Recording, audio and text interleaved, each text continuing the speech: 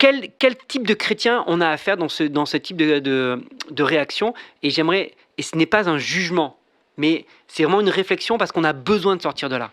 On a besoin de sortir de ces deux types de chrétiens-là qui malheureusement font souvent le plus de bruit sur Internet. Et c'est eux qui souvent sont le plus réactifs et le plus vindicatifs.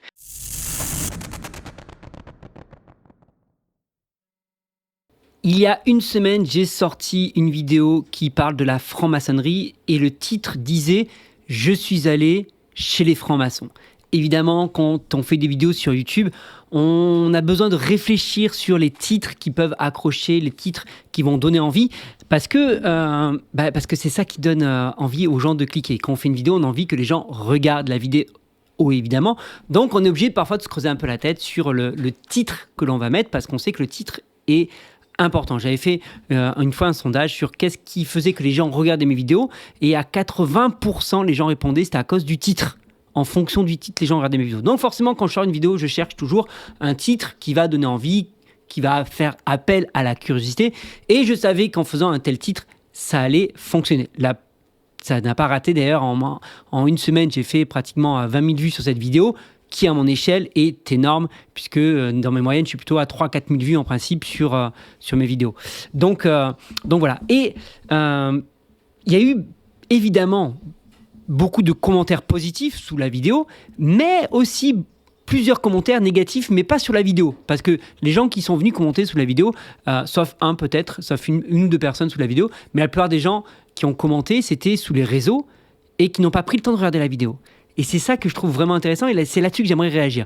J'aimerais dire, premièrement, c'est que je ne fais pas une vidéo réaction parce que je me suis senti blessé, parce que je trouve ça injuste, que le soir j'ai pleuré à cause de tous les mauvais commentaires que j'ai eus. J'aimerais dire une chose, c'est que ça ne m'a absolument pas atteint, mais ça m'a rendu triste, pas pour moi, mais pour les gens et pour les chrétiens un petit peu de manière générale. Et parce que c'est triste de voir les réactions et de voir dans quel monde nous vivons. Dans les types de chrétiens qui ont mal réagi, on peut les classer un peu en deux catégories. Donc voici un peu les commentaires que j'ai trouvés, et je passe, il y en aurait beaucoup, mais j'en ai relevé quelques-uns qui relèvent un petit peu et qui montrent un petit peu l'idée, d'accord ? Donc parmi les commentaires, j'ai eu « Un pasteur n'a absolument rien à faire chez les francs-maçons. La franc-maçonnerie est une secte très dangereuse, diabolique et très grave, c'est satanique. Je n'ai jamais vu ni entendu de ma vie un pasteur aller visiter le camp de l'ennemi. C'est incompréhensible en fait votre histoire. Je ne garde même pas la vidéo car le sujet est tout sauf inspiré de Dieu. Vous devriez le savoir étant pasteur, enfin soi-disant pasteur, non. » La personne n'a pas regardé la vidéo. C'est fou d'être aussi catégorique dans son commentaire sans avoir regardé la vidéo. Et comme c'est une personne qui a commenté sous ma vidéo sur YouTube, donc j'ai dit, mais avez-vous pris le temps de regarder la vidéo ? Parce que si vous regardez la vidéo, vous serez bien surprise du contenu. Et je pense que vous changerez de jugement. Et ce à quoi elle m'a quand même répondu, ok, je vais regarder peut-être, et peut-être que je changerai d'avis. Deuxième commentaire, que je vous lis, deuxième commentaire que je lis, mais j'ai sélectionné 4-5 commentaires, parce que le but, c'est pas de vous lire tous les commentaires, mais du coup, je vais les enchaîner, et je reviendrai après sur les différents types. Pourquoi on parle de la franc-maçonnerie dans Top Chrétien ? Oui, parce que pour ceux qui ne le savent pas, je suis missionnaire au Top Chrétien, et donc mes vidéos sont repartagées sur Top Chrétien et sur le Facebook du Top Chrétien. Et c'est notamment sur le Facebook du Top Chrétien où il y a eu énormément de commentaires et de commentaires un peu marrants, entre guillemets. Pourquoi on parle de la franc-maçonnerie dans Top Chrétien ? Même pas voir la vidéo, mais juste le titre, c'est vraiment désolant. Pourquoi ne pas continuer à prêcher l'évangile comme d'habitude au lieu d'influencer les gens sur des articles non concernant la Bible ? Une fois de plus, une personne qui n'a pas regardé la vidéo. Autre commentaire, c'est quoi ça ? On parle sorcellerie ici maintenant ? Je suis déçu. Et certains ont répondu à cette dame, est-ce que la Bible ne parle-t-elle pas de sorcellerie, elle aussi ? Et oui, c'est très intéressant, c'était une très bonne remarque. Autre commentaire, pour moi, cette culture de la présentation pour cette vidéo amène les âmes de nature faible à succomber aux tentations de cette secte. Je dirais la destruction de l'avancement de notre foi en Christ. Mieux n'est pas prendre connaissance. Donc, mieux vaut ne pas aller regarder cette vidéo que prendre le risque de tomber sur quelque chose de bizarre. Donc, c'est Top Chrétien qui partage. On sait que Top Chrétien, ils annoncent la bonne nouvelle, mais là, ils partagent un truc qui potentiellement pourrait pourrait nous faire chuter. C'est exactement ce qu'elle est en train de dire la personne, donc je préfère pas regarder. Vous êtes vraiment pasteur, vous, ou vous êtes donné la dénomination de pasteur tout seul? La franc-maçonnerie est diabolique. Aucun pasteur réel et censé n'irait foutre son nez là-dedans.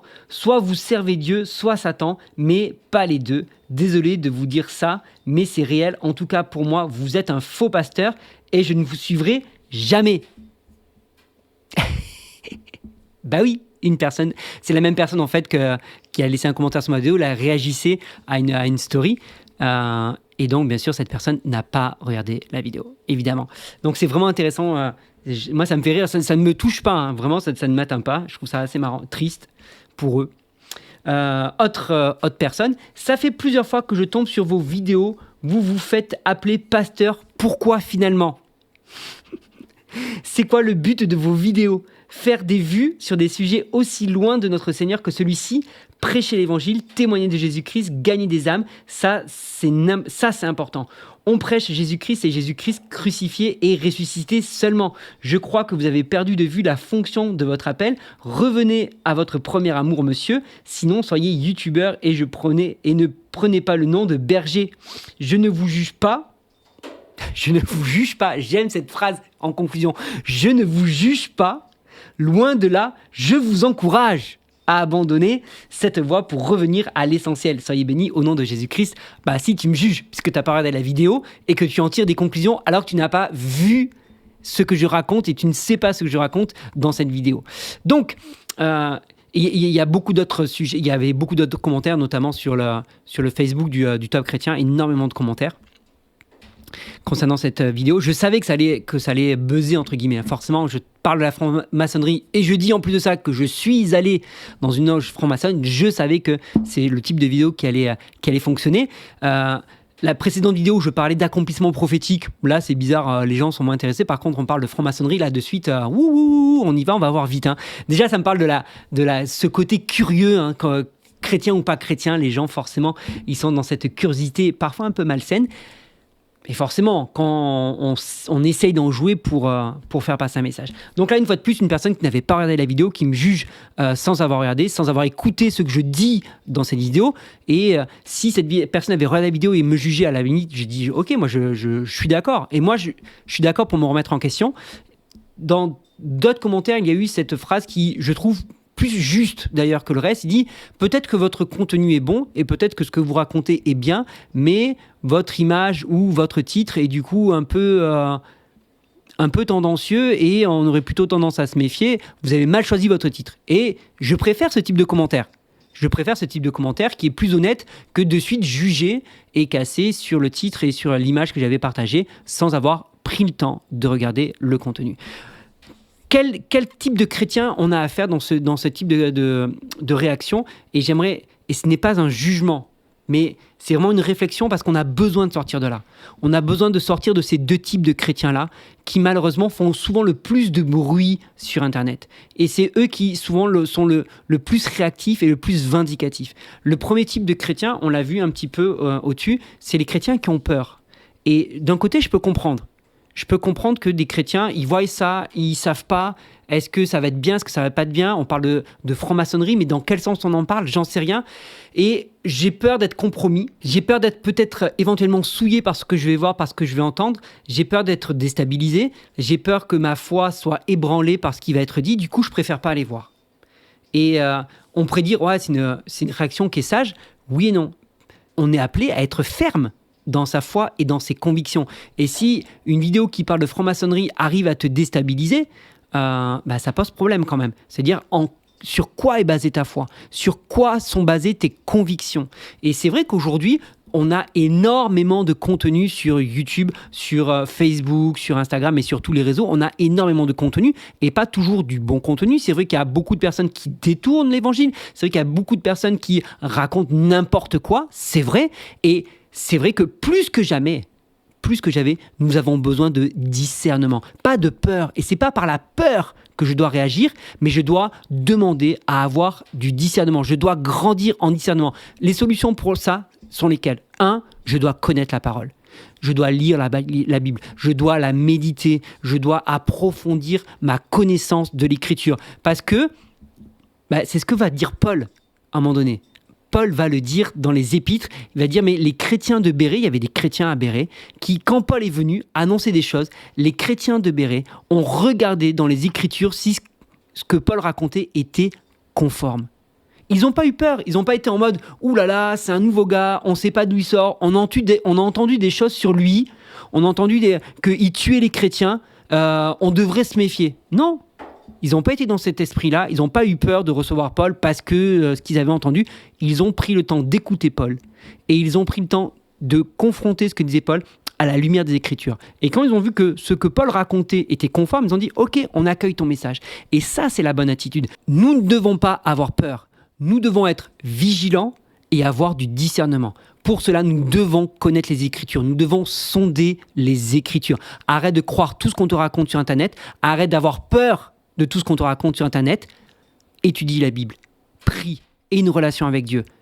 Demande plus de discernement au Saint-Esprit. Quand tu lis, quand tu regardes des vidéos, demande le discernement au Saint-Esprit. Ça, c'est la bonne attitude. La peur ne doit pas driver ta vie. Parce que ça ne vient pas de Dieu, tout simplement. Parce que la peur ne vient pas de Dieu. Arrêtons d'être des chrétiens effrayés. Arrêtons d'être des chrétiens apeurés. Et soyons confiants, étudions, soyons des chrétiens comme les chrétiens de Bérée, qui regardons à la lumière de la parole ce qui est enseigné et confrontons ce que nous entendons, ce que nous voyons à la lumière des évangiles. Ça, c'est la première catégorie de chrétiens qui ont un peu mal réagi ou qui ont réagi un peu bizarrement, ils ont réagi par peur. La deuxième catégorie de chrétiens, et je sais que ça peut être pris comme une insulte ou quoi, mais c'est pas du tout une insulte, mais c'est une réalité, ce sont les chrétiens, ce que j'appelle les chrétiens pharisiens. Pourquoi les chrétiens pharisiens ? Parce que c'est comme au temps de Jésus, les pharisiens ont jugé Jésus sur l'apparence. Parce que Jésus n'était pas comme ci, parce que Jésus n'était pas comme ça, parce que Jésus allait manger avec les pécheurs. C'est-à-dire que les chrétiens qui m'ont dit « Oui, mais c'est quoi ce pasteur qui va chez les francs-maçons ? Un pasteur n'a pas à mettre ses pieds là-bas. » C'est exactement ce qu'ont dit les pharisiens à l'encontre de Jésus quand Jésus est allé manger avec les pécheurs, avec les gens de mauvaise vie. C'est exactement ça. C'est la même attitude. Et j'aimerais juste te dire, toi qui peut-être te sens concerné avant de mal réagir, ce qui est important, c'est de savoir se remettre en question, de dire « Ok, pourquoi je réagis comme ça ? Pourquoi j'ai cette tendance à juger sur l'apparence, à juger sur le comportement avant de creuser, avant de prendre une discussion, avant de pouvoir évaluer plus profondément, avant d'écouter même ?» D'accord ? Si tu as peur d'être perturbé parce que tu vas entendre, je reviens à mon premier point, étudie la Bible, fortifie ta relation avec Dieu, parce que tu n'es pas censé être perturbé parce que tu vas entendre. Ceux qui se laissent perturber, je le dis, c'est ceux qui n'ont pas de communion avec Dieu et c'est ceux qui ne connaissent pas leur Bible. Okay ? Quand tu es bien ancré dans la parole et que tu as une relation avec Dieu, les discours ne sont pas censés te perturber et tu es censé reconnaître rapidement la fausse doctrine, la bonne doctrine et ceux qui falsifient les choses. D'accord ? Ça, c'est important. Maintenant, quand tu juges selon les apparences, ça, c'est la maladie du siècle. On ne prend pas le temps, on va vite, on zappe, on entend juste un mot, on entend juste une frappe, paf, on a catalogué la personne.